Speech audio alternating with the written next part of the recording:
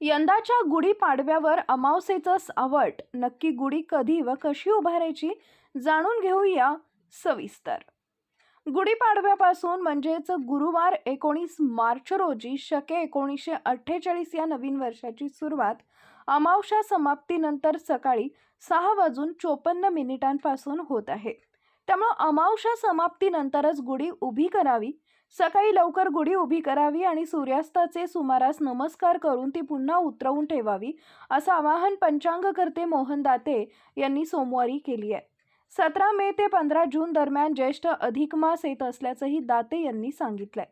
गुढी उभी करणं हे मांगल्याचं प्रतीक आहे. त्यामुळे मंगलमय वातावरण तयार व्हावे याकरता जे काही करता येण्यासारखं असेल ते सर्व करता येते.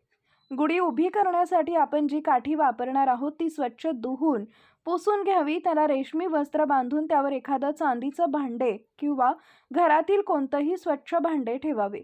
गुढीला कडुनिंबाची पानं, आंब्याच्या डहाळ्या बांधाव्यात. साखरेची माळ घालावी. जिथं गुढी उभी करायची आहे ती जागा स्वच्छ करून रांगोळी काढावी. आंघोळ करून त्या जागी गुढी बांधावी व हळद, फुले, कुंकू वाहून तिची पूजा करावी, असंही सांगण्यात आलं आहे. यावर्षी 5 मे आणि 29 सप्टेंबर रोजी असे 2 अंगारक चतुर्थी योग येत आहेत. तसेच 5 गुरुपुरुषामृत योग अनुक्रमे 23 एप्रिल, 21 मे, 18 जून, 18 फेब्रुवारी आणि 18 मार्च या दिवशी असणार आहेत. यावर्षी एक खग्रास सूर्यग्रहण, एक कंकणाकृती सूर्यग्रहण, एक खंडग्रास चंद्रग्रहण आणि एक छायाकल्प चंद्रग्रहण अशी 4 ग्रहणं आहेत. मात्र त्यापैकी एकही ग्रहण भारतात दृश्यमान होणार नसल्याचं दाते यांनी सांगितलंय.